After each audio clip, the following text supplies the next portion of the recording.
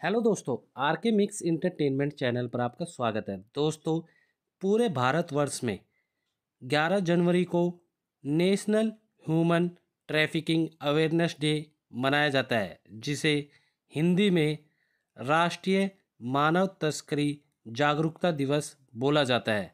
दोस्तों, पूरे देश में मानव तस्करी मतलब ह्यूमन ट्रैफिकिंग एक गंभीर समस्या बनती जा रही है। तस्करी के धंधे में लगे दलाल लाखों की कमाई कर रहे हैं। शहर में मॉडल टाउन और सेक्टरों में 250 से ज़्यादा किशोर बच्चियां घरों में झाड़ू पोछा कर रही हैं। इस धंधे में दिल्ली के प्लेसमेंट एजेंसियों के एजेंट सक्रिय हैं और जमकर पैसे कमा रहे हैं। एनसीआरबी के मुताबिक साल 2016 में भारत में आईपीसी के तहत ह्यूमन ट्रैफिकिंग के 5217 मामले दर्ज किए गए थे। 2017 में यह संख्या घटकर 2854 हो गई और इसके अगले साल यानी 2018 में और कम होकर 1830 पर आ गई।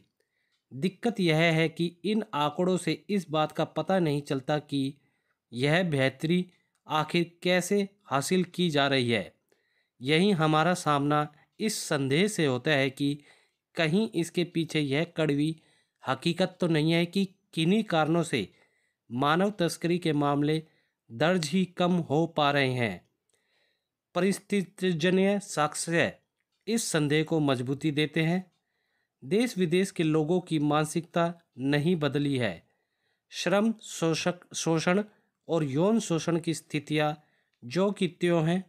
बेशक एक राज्य सरकार ने पिछले साल मुजफ्फर शेल्टर हाउस कांड जैसे चर्चित मामले में चुस्ती दिखाई, लेकिन मामला उजागर करने में उसकी कोई भूमिका नहीं थी।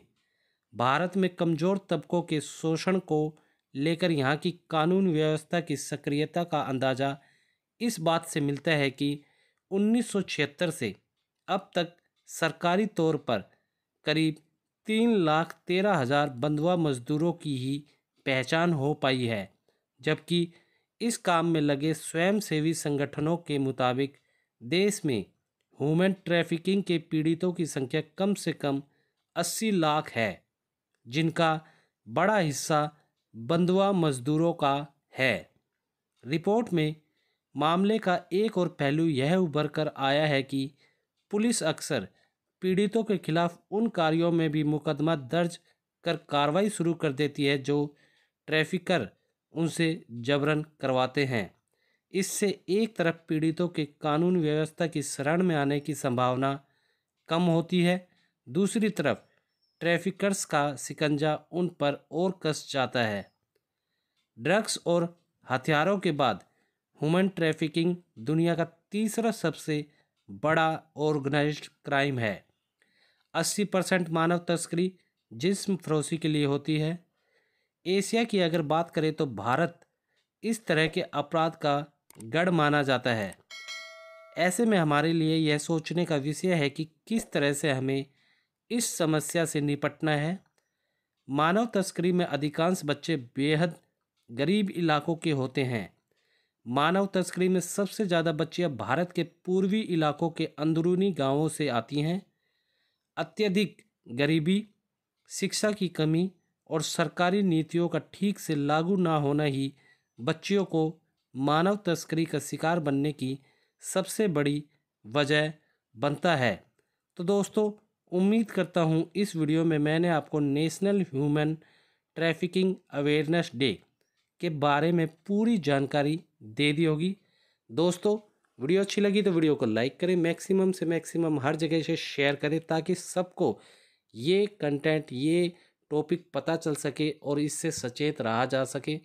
और दोस्तों, आप लोगों की राय में इससे बचने के या और ऐसे क्या स्टेप हैं जिससे बच्चे हों चाहे बच्चियाँ हों वो बच सकें इस ह्यूमन ट्रैफिकिंग जैसे बड़े जाल से। जो भी आप लोगों की राय है आप लोग हमें कमेंट सेशन में लिख के ज़रूर बताएं दोस्तों। और दोस्तों, इसी के साथ यदि आप लोग मेरे चैनल पर नए हैं तो सब्सक्राइब बटन को दबाकर मेरे चैनल को सब्सक्राइब करें और न्यू नोटिफिकेशंस के लिए बेल आइकन पर क्लिक करें ताकि आपको ऐसी ही वीडियोस टाइम टू टाइम और सबसे पहले मिल सके। धन्यवाद दोस्तों। जय हिंद।